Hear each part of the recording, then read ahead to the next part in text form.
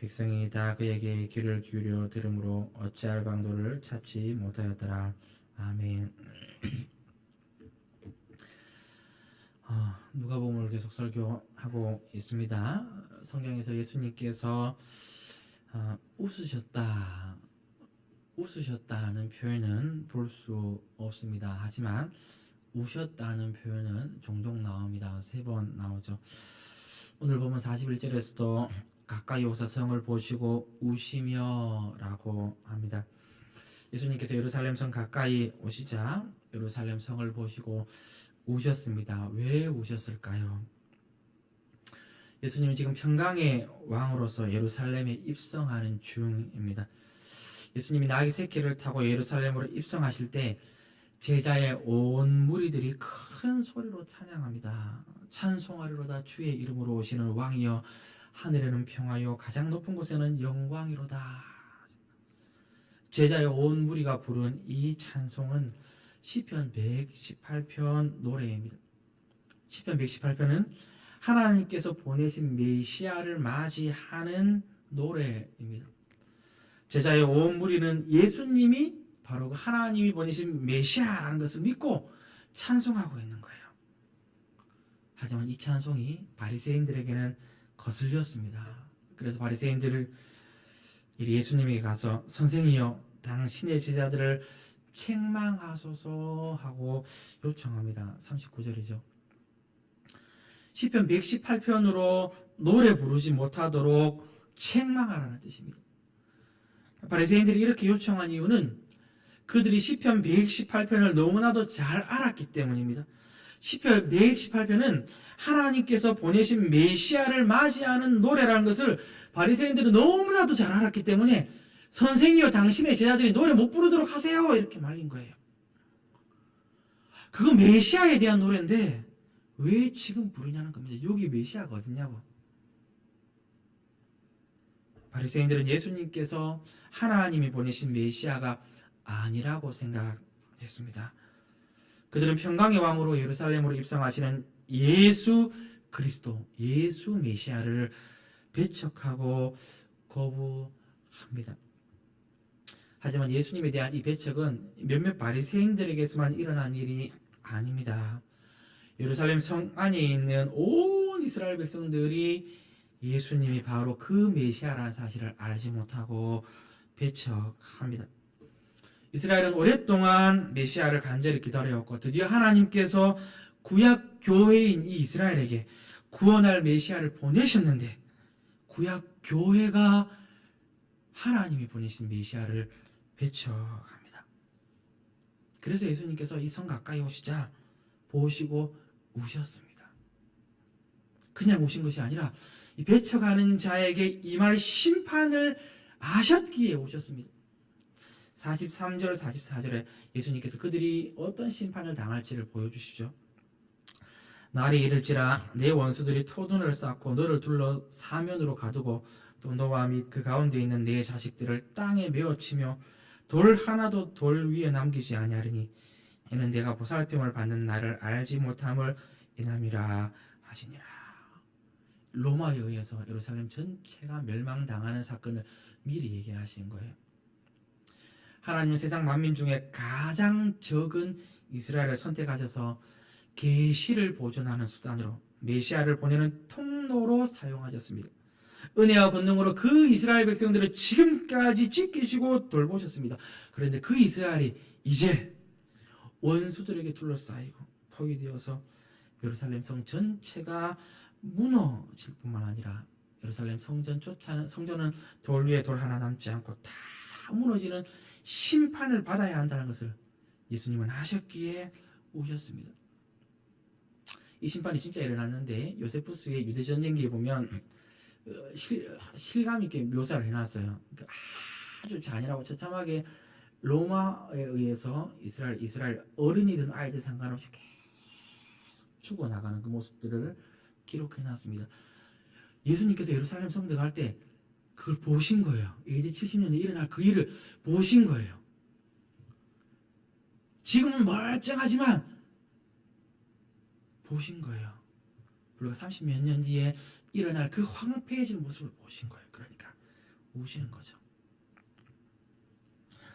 본문은 이들이 예수님을 배척하여 심판받는 이유를 조금 더 구체적으로 설명하는데 두 가지입니다. 오늘 그 두 가지 이유를 따라서 두 가지 대지로 설교합니다. 첫째, 평화에 관한 일을 알지 못했기 때문입니다. 둘째, 권고의 날, 권고의 시간을 알지 못했기 때문입니다. 첫째, 평화에 관한 일을 알지 못했기 때문입니다.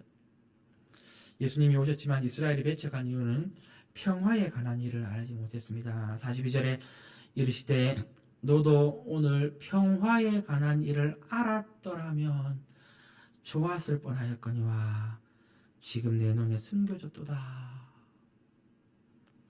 하나님이 하늘에서 성육신 하셔서 이 땅에 오셨습니다. 왜 오셨지요? 예수님께서 왜 겸손하여 나귀를 타고 예루살렘으로 들어가십니까? 평화를 위해서입니다. 예수님이 이 땅에 태어나실 때 천사들이 노래했지 않습니까? 하늘에는 영광이요 땅에는 평화로다. 평화를 위해서입니다. 평강의 왕으로 나귀 새끼를 타고 들어가겠어요. 예수님은 평강의 왕으로 오셨습니다. 예수님은 하나님과 죄인들 사이를 화평하기 위해 오셨고 사람과 사람 사이를 화평하게 하기 위해 오셨습니다. 그러나 이스라엘 백성들은 평화에 관한 일을 알지 못합니다. 그들의 눈이 감겨졌거든요. 예수님 말씀하십니다. 지금 내 눈에 숨겨졌도다. 눈이 감겼다는 거예요. 죄인들은 원래 마음이 완악해서 영적인 일들을 알지 못합니다. 그러나 하나님께서 그 이스라엘 백성들에게 이 영적인 일을 계속 알려주셨어요. 구약의 선지자들로부터 메시아가 오시면 그 평화의 일을 할 것이다. 신약에서도 세례 요한으로 통하여 그리고 예수님께서 수많은 표적과 예수님이 그리스도라고 하는 복음을 전하시고 죄에서 돌이켜 회개하라고 하는 회개의 메시지를 전하셨어요. 복음의 메시지, 회개의 메시지 전부 다 평화에 관한 메시지였습니다. 그러나 그 복음과 회개의 메시지인 세리와 죄인들과 창녀들은 반응했지만 이스라엘의 종교 지도자들, 대다수의 바리새인들 그리고 수많은 이스라엘 백성들은 여전히 마음을 강팍하게 해서 복음과 회개의 메시지를 듣지 않았습니다. 죄인이 원래 마음이 강팍한데 더 마음을 강팍하게 하면 하나님께서도 강팍한 대로 내버려 두십니다. 그래서 말씀을 숨겨버리는 거죠. 아무리 선포해도 들리지 않도록. 오랜 선지자 이사야의 예언이기도 합니다. 이사야 6장 9절 너희가 듣기는 들어도 깨닫지 못할 것이요 보기는 보아도 알지 못하리라 하여 이 백성의 마음을 둔하게 하며 그들의 귀가 막히고 그들의 눈이 감기게 하라. 아무리 전해도 듣지 않으니 하나님도 강팍한 그대로 내버려 두신 거예요. 눈을 감겨버리신 겁니다. 그들의 눈이 감긴 것은 그들이 죄로 인해 마음이 완악함이기도 하고 동시에 강팍한 마음에 대한 심판이기도 합니다. 사실 이 이스라엘 백성들은 예수님이 말씀하시는 평화에 관심이 없었습니다. 이스라엘이 고대하는 메시아는 정치적 메시아예요. 이스라엘을 로마의 압제로부터 구원할 메시아입니다. 이스라엘은 하나님이 약속하신 메시아를 기다렸지만 하나님이 보내시고자 하는 메시아랑은 서로 전혀 다른 메시아를 기다렸던 거예요. 하나님의 소망과 그들이 기다린 소망이 달랐던 거예요. 하나님의 의도와 뜻과 이스라엘의 의도와 뜻이 달랐던 거예요. 그들도 로마의 압제로부터 평화를 원했는데 하나님이 말씀하신 평화는 그 평화가 아니었어요. 하지만 예수님이 이 땅에 오신 이유는 하나님과 사람 사이에 원수된 것을 허무는 화평이었고 사람 사이에 막힌 담을 허무는 화평이셨습니다. 예수님이 구원하는 모든 사람들이 머리이신 그리스도 아래 한 몸된 교회로 모여서 그리스도 안에서 교회가 삼위 하나님과 화평을 이루고 또 그리스도의 몸된 교회가 그리스도 안에서 서로 화평을 누리도록 하시기 위하여 그리스도께서 이 땅에 오신 거예요. 하지만 이스라엘은 그 화평의 일에 관심이 없었습니다. 그러니 예수님이 전하는 복음의 메시지, 회개의 메시지가 귀에 들리지 않는 거예요. 이건 다 화평을 얘기하고 있는데 복음도 회개도 하나님과 화평하라, 사람과 화평하라 이야기하고 있는데 들리지 않는 거예요. 마음이 강팍합니다. 여러분, 예수님이 이 땅에 오신 목적을 망각하면 그것이 바로 마음이 강팍한 거고 눈이 가려진 것입니다. 하나님의 의도와 우리의 의도가 다른 채 열심을 내면 그것이 바로 마음이 강팍한 거고 눈이 감겨진 거예요. 예수님은 지금도 화평을 위하여 열심히 일하시는데 우리는 다른 것에 열심을 내면 마음이 강팍하고 눈이 감겨진 것입니다. 45절부터 성경 청결 사건이 나옵니다. 예수님은 성전에 들어가셔서 장사하는 자들을 내쫓으셨습니다. 너희는 성전을 강도의 소굴로 만들었다 하시면서 화를 내셨습니다. 이게 죄라는 거예요. 죄다. 그런데 47절에 대제사장들과 서기관들과 백성의 지도자들이 예수님을 죽이려고 꾀합니다. 여러분, 이들 성전에서 일하는 사람들입니다. 하지만 이들은 성전이 강도의 소굴로 변해도 아무 관심이 없습니다. 왜냐하면 세속적인 이익을 위해서 일했거든요. 하지만 더 근본적으로는 하나님의 뜻에 관심이 없었기 때문입니다. 그것이 세속적인 목적으로 일했던 혹은 단순히 맡겨진 일 자체를 열심히 했던 간에 그것이 무엇이었던 간에 이 종교 지도자들은 하나님의 뜻과 무관한 열심을 했습니다. 하나님의 뜻에 귀가 닫혀져 버린 거예요. 그러니까 성전을 강도의 소굴로 만들어 놓고도 그것을 엎으신 예수님을 향하여 이를 갈고 있는 겁니다. 죽이려고 꾀하는 거예요. 그들은 성전을 지킨다고 했지만 이 지키려고 하는 열심과 의도는 아무 의미가 없습니다. 강팍한 것입니다. 눈이 감긴 것입니다. 예수님은 평강의 왕으로 화평을 위하여 이 땅에 오셨습니다. 여러분, 예수가 그리스도라는 복음은 화평을 위한 메시지입니다. 죄에서 돌이켜 하나님께 돌아오라는 회개의 메시지도 화평을 위한 메시지입니다. 복음과 회개, 화평을 위한 메시지입니다. 교회 봉사, 교회 일은 화평을 위한 실천입니다. 우리가 일할 때 평화를 위하여 일하지 않는다면 그것은 복음과 회개의 메시지에 귀를 닫고 열심을 내는 것과 같습니다. 하나님의 말씀에 눈이 감긴 거예요. 우리의 감긴 눈을 뜨시는 분은 성령 하나님이시죠. 성령님께서 우리의 마음을 눈을 밝히신다면 어떤 일이 일어날까요? 우리는 무엇을 하든지 평안에 매는 줄로 성령께서 하나 되게 하신 것을 힘써 지키는 방편을 할 겁니다. 에베소서 4장 3절이죠.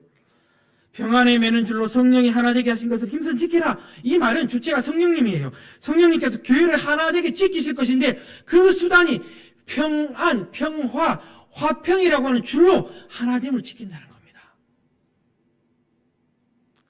성령께서 감겨진 우리의 눈을 뜨시면 하나님께서 교회를 위하여 어떻게 일하고 계신지를 보여주실 겁니다.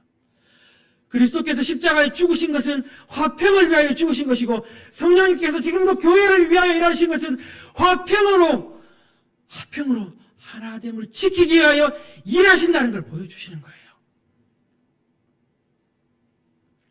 여러분, 일 잘하는 것 중요한 게 아니라 함께 하는 게 중요합니다.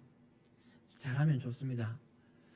그러나 한 번의 사업을 잘 완수하고 난 뒤에 난 다시는 교회를 안 한다. 이렇게 되면 그 사업은 아무리 잘해도 이런 것이 너무 많습니다. 교회를 봉사하고 섬기는 일이 얼마나 기쁜 일인지, 교회를 위해 내 자신을 희생하는 것이 얼마나 즐겁고 감사하는 일인지 일하는 모든 사람들이 경험할 수 있도록 하기 위해서는 잘하는 것보다 중요한 것이 손잡고 함께 가는 겁니다. 여러분, 우리가 일할 때 일이 아니라 사람에게 집중해야 될 이유입니다. 일을 잘하나 못하나가 아니라 저 사람이 교회 봉사를 통해 그리스도께서 자기 핏값으로 세우신 이 몸된 교회를 희생하고 섬기는 일이 자원하여 기쁨을 하고 있는가, 아니면 억지로 끌려가고 있는가.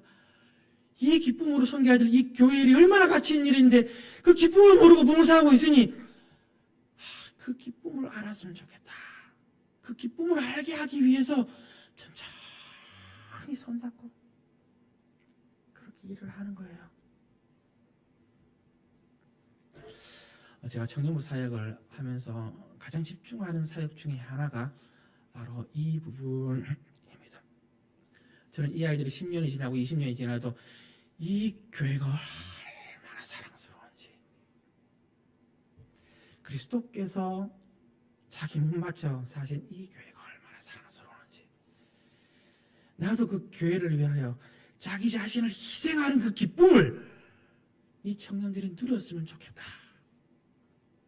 그러면 잘하고 못하는 것이 아니라 기쁨으로 얼만큼 참여했는가, 그게 중요한 거예요. 그게. 그러면 교회는 자연스럽게 화평이 됩니다.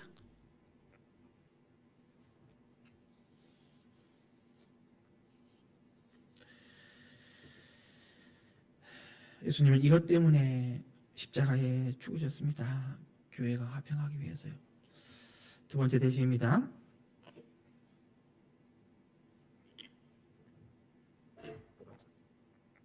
곤고의 시간을 알지 못했기 때문입니다. 예수님은 이스라엘이 심판받는 이유로 또 이렇게 말씀하셨습니다. 44절 중간 부분인데요. 마지막 부분인데 이는 나오죠. 이는 그 이유입니다. 심판받는 이유. 네가 보살핌을 받는 날을 알지 못함을 인함이라. 보살핌을 받는 날, 곤고하는 날, 혹은 곤고의 시간, 곤고의 때입니다. 기본적으로는 이제 보살핀다 있는데 돌본다, 방문하다는 의미, 신방하다는 의미를 담고 있습니다. 곤고하기 위해서 하나님께서 임재하시는 거예요. 근데 여기 하나님의 임재, 보살핌, 임재, 여기에는 양면성이 있습니다. 구약 성경에는 하나님이 임재하시는 장면이 나오는데 자비를 베푸시기 위해 임재하기도 하시고 진노를 내리기 위해 임재하기도 하십니다. 근데 똑같은 단어예요. 돌보신다, 보살핀다. 여기에 자비와 진노가 나뉩니다.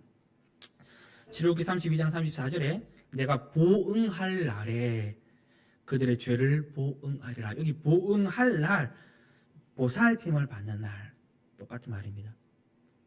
하나님께서 진노하기 위해 임재하신다는 거예요. 예레미야 29장 10절에 바벨론에서 70년이 차면 내가 너희를 돌보고 나의 선한 말을 너희에게 성취하여 너희를 이곳으로 돌아오게 하리라. 70년 후에 하나님이 돌본다, 방문한다, 보살핀다, 보살핀의 날과 똑같은 의미입니다. 여기서는 자비로 구원하신다는 말입니다. 하나님의 임재가 어떨 때는 진노로 임재하시고 하나님의 임재가 어떨 때는 자비로 임재하십니다. 하나님은 이스라엘 백성들하고 화평하기 위하여 그들에게 평강의 왕 예수님을 보내셨습니다. 예수님 오셔서 여러 사역들을 하시고 이제 나귀 새끼를 타고 예루살렘으로 들어가는 이 사건, 십자가에 죽으시는 이 사건은 그들이 보살핌을 받는 날이고 곤고의 시간입니다. 예수님은 그들과 하나님 사이를 화평하게 하기 위하여, 즉 자비를 베푸기 위하여 자비로 지금 임재하고 계신 거예요. 그런데 이스라엘 백성들이 다 맺혀갑니다. 거부합니다. 그러니까 이 자비를 위한 보살핌의 날이 진노와 심판의 날이 됩니다.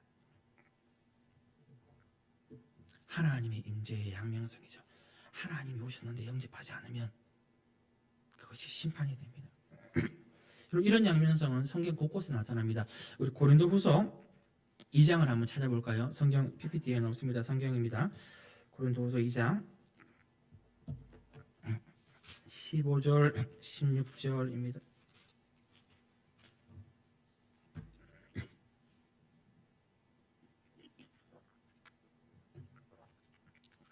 우리 함께 읽겠습니다. 고린도후서 2장 15, 16절 시작. 우리는 구원받는 자들에게나 망하는 자들에게나 하나님 앞에서 그리스도의 향기니 이 사람에게는 사망으로부터 사망에 이르는 냄새요 저 사람에게는 생명으로부터 생명에 이르는 냄새라. 누가 이 일을 감당하리요. 여기 15절에서 바울은 예수님을 전하는 자신을 그리스도의 향기라, 나는 그리스도의 향기라, 예수님을 전하는 자신이거든요. 따라서 이 그리스도의 향기라는 말은 복음으로 해석할 수도 있습니다. 바울이 전한 복음에 사람들이 서로 다르게 반응한다는 겁니다. 16절에 이 사람에게는 이 그리스도의 향기가 사망으로부터 사망에 이르는 냄새요 저 사람에게는 생명으로부터 생명에 이르는 냄새라. 바울은 똑같은 복음을 전했어요. 서로 다른 복음을 전한 게 아니에요. 똑같은 복음을 전했는데 누군가에게는 그리스도라고 하는 복음이 사망에 이르는 냄새로, 누군가에게는 생명에 이르는 냄새로 맡게 됩니다. 복음을 영접하는 자들에게는 예수님의 영생에 이르는 향기가 되지만, 복음을 거부하는 사람들에게는 사망에 이르는 악취가 됩니다. 그 복음의 양면성이죠. 예수님은 하나님이 죄인들에게 보내신 영생입니다. 영생 받으라고 하나님이 이스라엘 땅에 그리스도를 보내셨어요. 하지만 바리새인과 이스라엘 백성들 악취 나는 냄새로 맡고 있습니다. 그러니까 이해를 가는 거죠. 십자가에 죽여라. 하나님은 이 복음으로 사람을 구원하기도 하시지만 동시에 복음으로 심판하기도 하십니다. 자비로 임재하시는 그리스도를 통하여 구원하기도 하시지만 그 임재로 인하여 동시에 심판하기도 하십니다. 선포된 복음을 받고 영접하는 자는 구원으로, 배척하고 거부하는 자는 심판하십니다. 마지막 날 하나님께서 우리를 심판하시는 근거가, 첫째는 우리 안에 죄 때문이고, 둘째는 내가 복음을 전했는데, 예수님이 성령을 통하여 우리에게 복음을 들려주셨는데 그 복음을 거부했기 때문에 우리는 심판받습니다. 우리가 아니죠. 죄송합니다. 죄인들은 심판받습니다. 구원을 주는 복음이 심판의 근거가 됩니다. 예수님의 임재도 마찬가지입니다. 예수님은 그들을 구원하기 위해 평강의 왕으로 오셨지만 그들이 거부했기에 예수님의 임재는 그들에게 진노의 날로 바뀝니다. 여러분, 주일 예배도 마찬가지입니다. 주일 예배는 삼위 하나님이 우리 가운데 임재하시는 날입니다. 하나님이 우리가 동행했으면 좋겠는데 공적으로 내가 그 시간에 그 모임에 임재하겠다 했습니다. 평강의 왕으로 그리스도께서 우리를 찾아오시는 시간입니다. 여러분, 우리가 드리는 공예배 그 시간에 예수 그리스도는 현존하십니다. 하지만 만약 우리가 형제와 다투고 화목하지 않은 채 예물을 가지고 예배를 드리러 온다, 그것도 회개하는 마음도 없이 떳떳하게 온다, 혹은 예배를 대충 드리려는 마음으로 온다, 혹은 예배를 소홀히 한다면 예배에 임재하는 예수님의 임재는 그 사람에게 심판과도 연결됩니다. 물론 지옥 가는 심판은 아니겠죠. 거듭난 백성들에게는 자녀를 징계하는 아버지의 채찍이겠죠. 그러나 예배를 계속해서 소홀히 하면 하나님은 그 사람에게 얼굴빛을 가리실 거예요. 그리고 그 사람이 오랜 시간 동안 영적인 어둠 속에서 고통당하도록 하실 거예요. 더 완악한 것은 그게 고통인지 모르고 세상의 쾌락을 즐기며 살아가는 거죠. 아무것도 아니지만 예배 속에 임재하시는 하나님의 임재를 가볍게 여기기 결과입니다. 예수 그리스도께서 자비로 임재하시는 그 순간이 우리는 믿음으로 예수님을 영접해야 합니다.